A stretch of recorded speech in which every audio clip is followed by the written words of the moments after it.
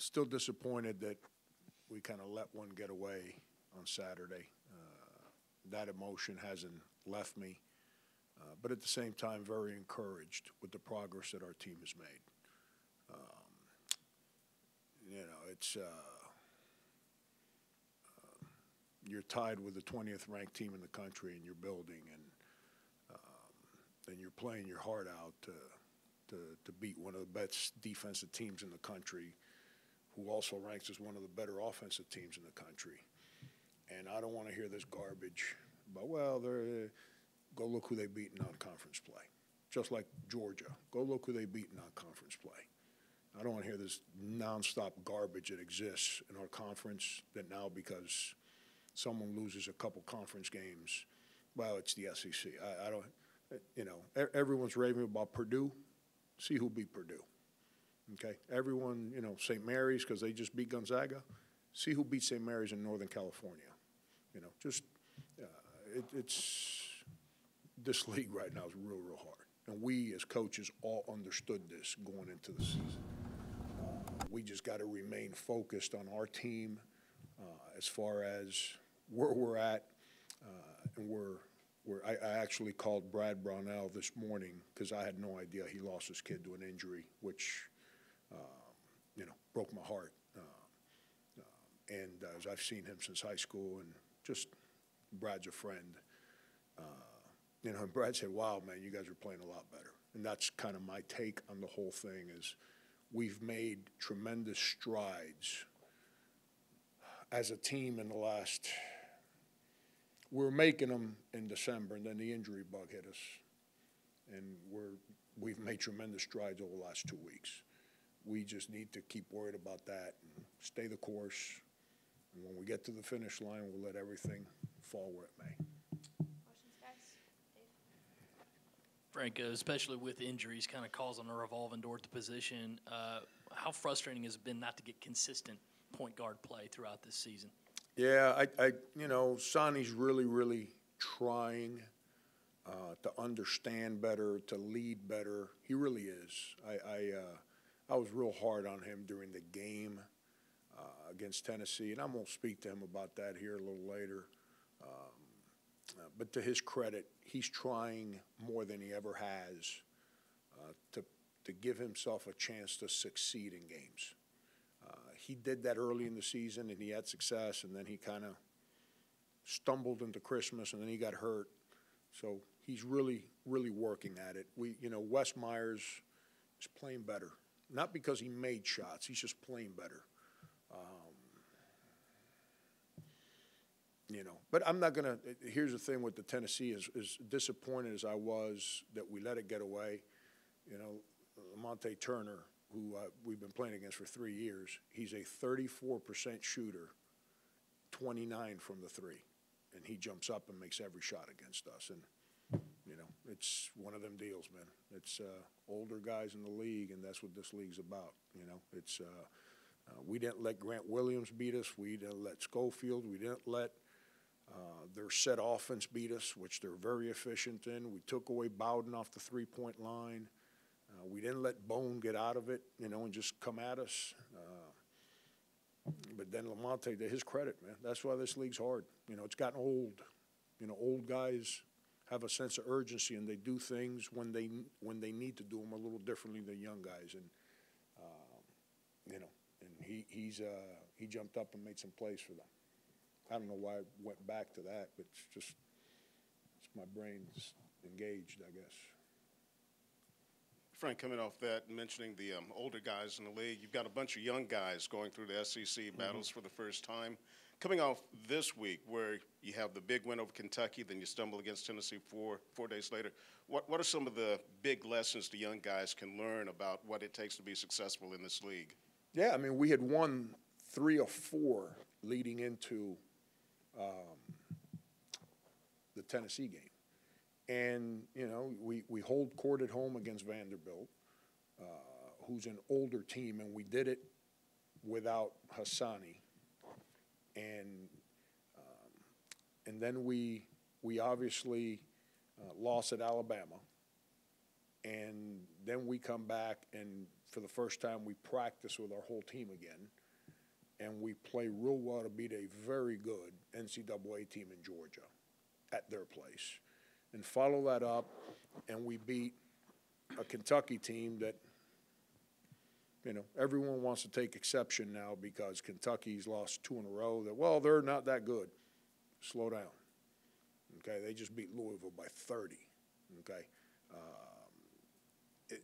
without Jared Vanderbilt, we got to play them with Jared Vanderbilt. So it's young guys tend to overreact to wins and losses. We did that earlier this year, Rick. That's where old guys, like within the course of a game, when they make a bad play, they get away from it. When they make a great play, they get away from it. Young guys tend to embrace those moments too long within a game and also post-game.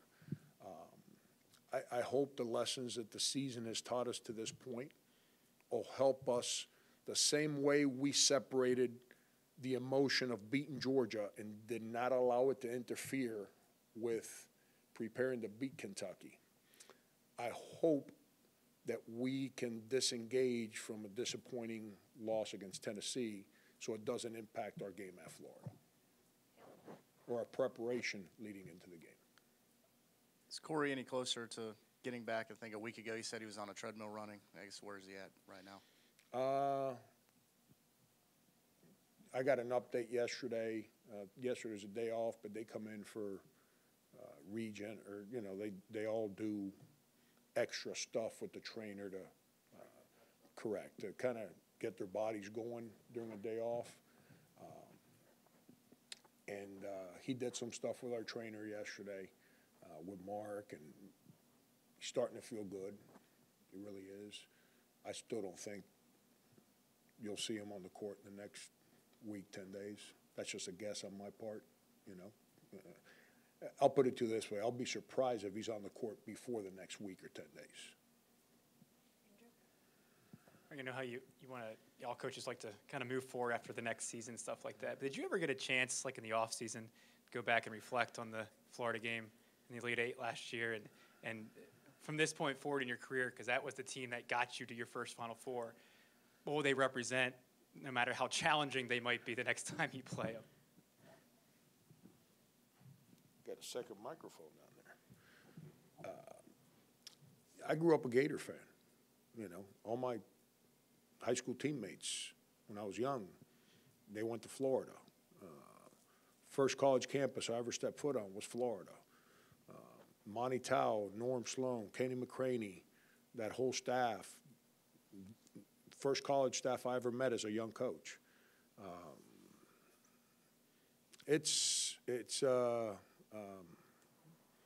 You know, one of my best friends in life, Rolando Castanera, 5-year guy at Florida.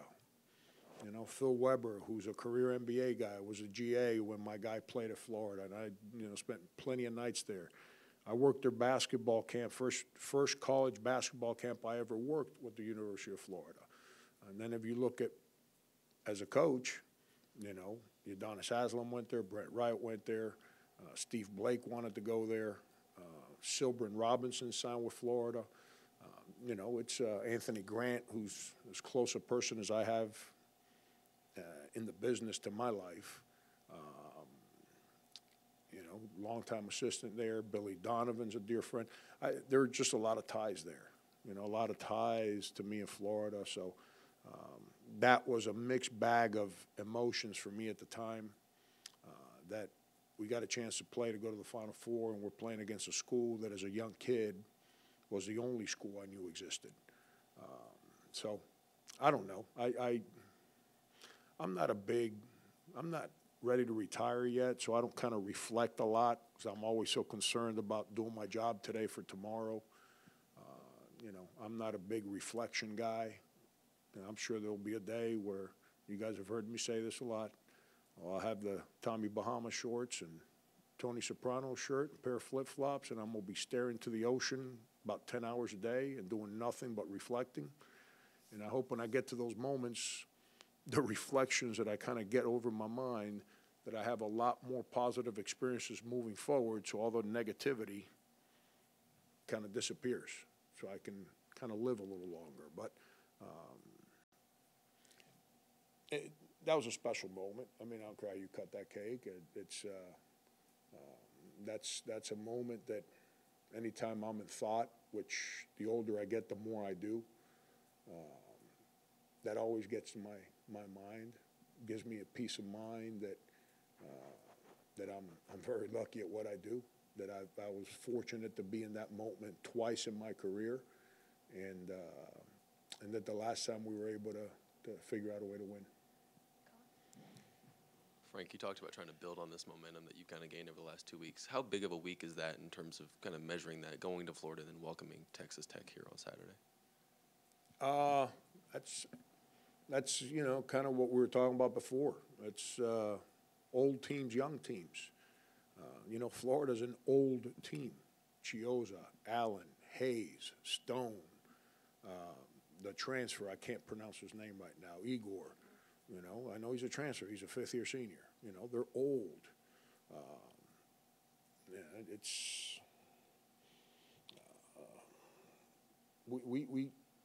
We're young. We're not. We didn't handle losing to Clemson real good. We kind of let that one hang around a little too long. It's not that we didn't practice the right way. We just kind of let it bother us. So, every time we've been in, early in conference play and those moments in a game, we've kind of hung our heads a little bit. We got away from that for the last 2 weeks. We didn't hang our head against Tennessee. We tried. We didn't play great offensively, but we tried. I mean, I couldn't ask our guys to play any harder than they played. I mean, think about this. We grabbed 16 offensive rebounds, yet they had more second chance points. We out-rebounded them 16-4. They had more second chance points than us. Think about that. I can't ask our guys to play any harder than that. We just didn't score. But we've made progress, and that's where my enthusiasm and my emotion will stay with our team. We just played a team that had Villanova down 16, had North Carolina dead in the water, beat Purdue. Think about the teams I'm telling you now. And Sonny has a layup to go up 2, and he misses a layup. And then kind of, but we've grown up some. So I hope that continues going into Florida and moving away from that game. Frank, NCAA passed legislation last week that says you can start the season on a Tuesday now instead of a Friday. You've spoken before how you kind of got to keep football in mind. So how much does that help being able to start midweek instead of on a football weekend? Yeah, I don't know if I'm getting old and boring, or I don't know if my opinion has changed. I always thought, we used to play 16 league games, and now we've gone to 18. Most of the Power Fives have gone to 20. That makes it real hard, man. I'm just telling you, that's harder than playing. What's football play? 8 or 9 conference games. The other leagues play what, 9? I think it's playing 20 league games in basketball is harder than playing 9 football league games. That's just my opinion. I'm not saying it's fact or not. That's my opinion. So it's gotten real hard. So I've actually privately in our meetings with people on our campus and with people in our league and board of directors, I've started to change my opinion. We should go the other way. We should eliminate, if we're going to go to so many league games, we should eliminate 2 non-conference games.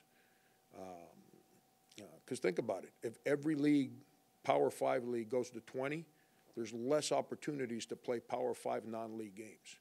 So let's eliminate 2 games and let's start. The regular season in football usually ends that Saturday, Thanksgiving week. Am I correct on that? I've said let's start that following Monday. If you want to start before, you have to be in an exempt tournament. So if you're in an exempt tournament, okay, go play whatever. But to start regular season, let's start the Monday after the regular season ends. And that's my new opinion. I had a different opinion 2-3 years ago. But it is what it is. I don't think our season needs to get longer. I've changed my opinion on that. And people call it fighting football. I don't think it's fighting football. You know, I don't know. I've been on a sideline Friday tip-off during football season, and it's been sold out. So, you know, I think that's everybody just trying to draw at strings to create safety nets as to why at some places attendance is not what it needs to be. But I don't know. Call me crazy. You've talked about Frank Booker and referenced his freshman year at Oklahoma, where he was a contributor for an NCAA tournament team. Since that point, obviously, he was at Florida Atlantic. What were your expectations for him when he came in? I don't know what you gauged those expectations on, and then what has he done to either match or exceed those expectations for you? Yeah, I don't recruit guys and put expectations on them. I recruit guys and I expect them to come in and work every day. That's pretty much the way I do it. I needed him to accept coaching. I needed him to, around so many young guys, as a guy that's played in an NCAA tournament game, that's been around a winning culture at Oklahoma, to bring that positive enthusiasm that you have to have every single day. And he's done a real good job of that. He really has. His work ethic is real good. His positive enthusiasm is real good. You know, he's you know, there's some things I'm not going to share this because that's between he and I, but there's some things that I need him to get better at. And I'm not talking about physical skills. There's some things that I need him to get better at. But that's the challenge with everyone on our team, not just him. But he's been, you know, more than anything, the only thing I asked of him when I recruited him is say, you're going to have an opportunity. It's there for you.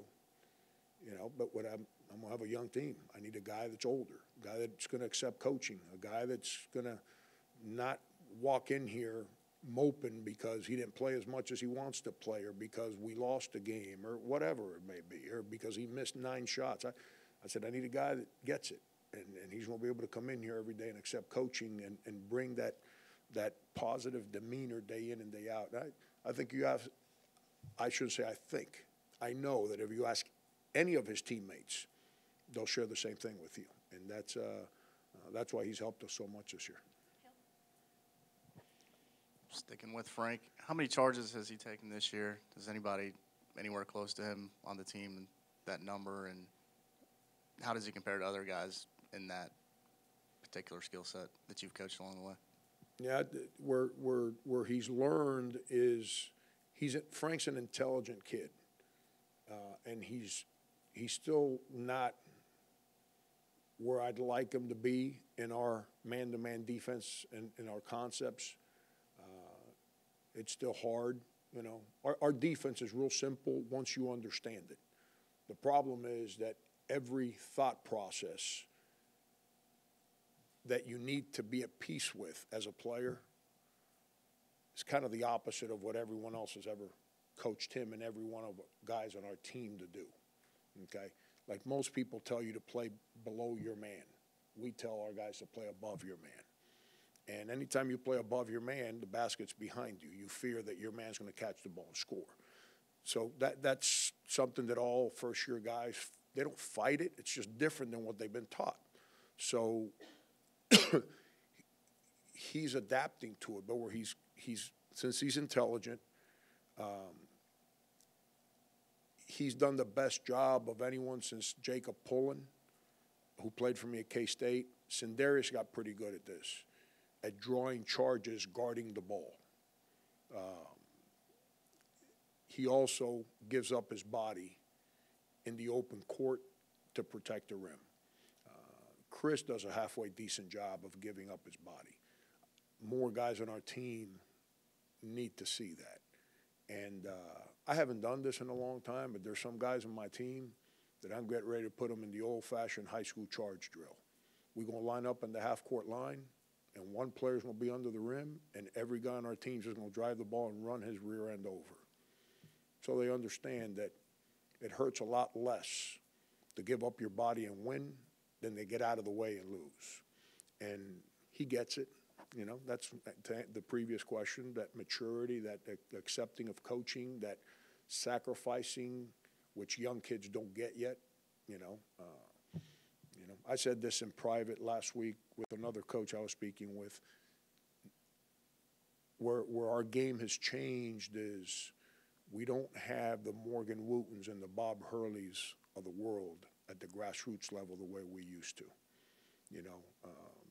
Our grassroots system has changed.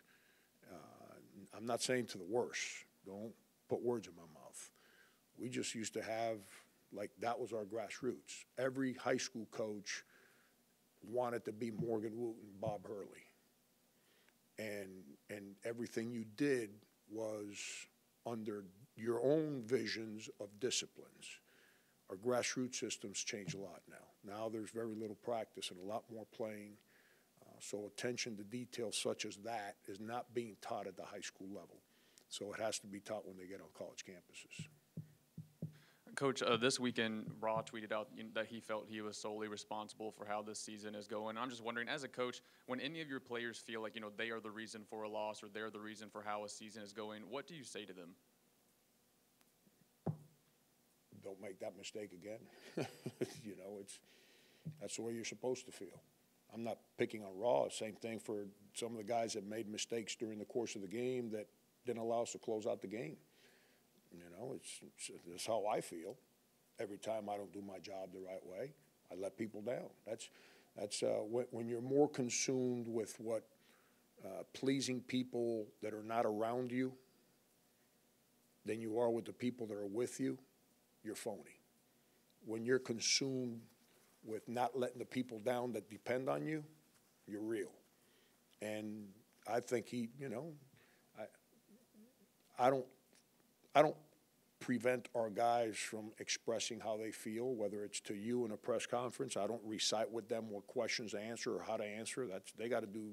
They're human beings, man. And I'm at peace with who I am, so they're going to answer you truthfully. I don't eliminate social media from their lives. Sometimes I wish I would, but I don't. I got no problem with guys expressing how they feel, and that's how he feels. And he's been real good since he's been back. He's always been real good. That's the sense of a teammate that he is. He cares.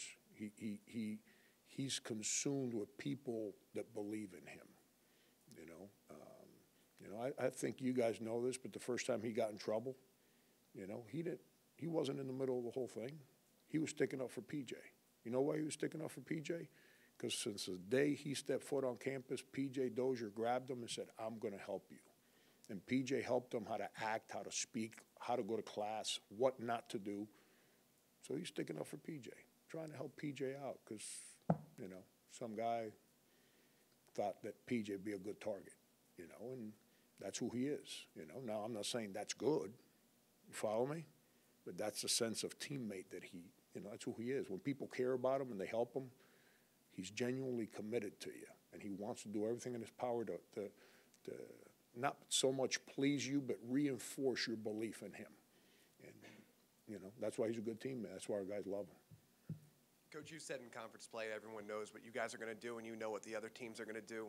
But is there anything you can focus on in the 2 Florida wins from last year you can point out to this year's team and say, we need to focus on this, we need to do that in order to find success on Wednesday? Yeah, they're consistent with this.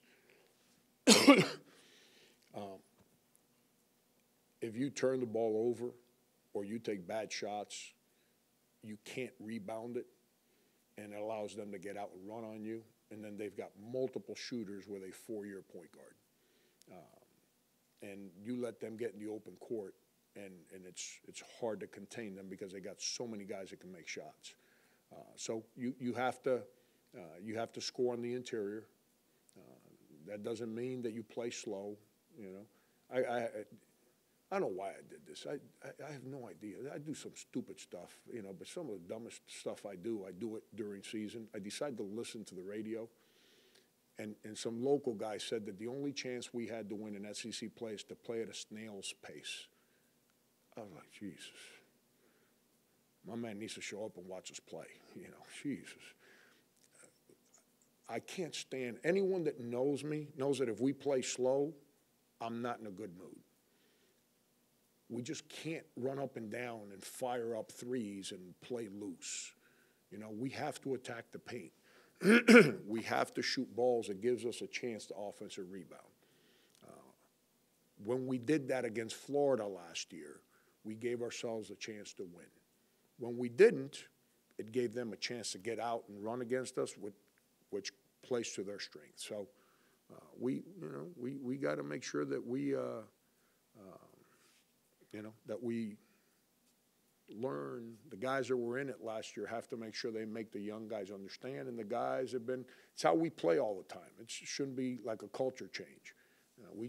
But Florida's going to try and get us to do crazy things with the ball so they can get out and run. So, we'll see. And by the way, I also, listening, why'd I do it? I know better. Someone say, I shouldn't say someone, Gunner's partner here this morning. Why am I doing this? Why would I put that station on driving in, taking my kids to school? That because I said Chris had a freshman moment, that's why I'm not a player's coach. Come on, man. So now if I go Bill Belichick on you guys, which is what I'm really contemplating to do, is never answer any questions truthfully, just kind of mumbo-jumbo stuff up here, which credit coach, that's why he's great. Then you guys say that I'm phony and coach speak and you're mad. So I kind of give you, try to be honest with you and share with you without putting a kid down, like the truth. And I don't get it, man. I don't get it. So you guys are the media. I'm not the media. I'm not telling you how to do your job. How do you guys want me to answer? Is this all right? We're good. You walk in here with a hoodie and cut off sleeves. I mean, why do we have to go from me saying that Chris had a freshman moment? I didn't think that was a negative thing on Chris, to all of a sudden creating an opinion that I'm not a player's coach. I'm like, Jesus, Lord have mercy. I'll speak for everyone and say that I want you to stay exactly the way you are. Whew. But going back to your point you're making about grassroots basketball, how do you balance kind of having to teach more deep in the season versus the preparation work that's team specific, and how much have you had to teach this group more than, say, some of the other groups you've had, whether it's here or elsewhere?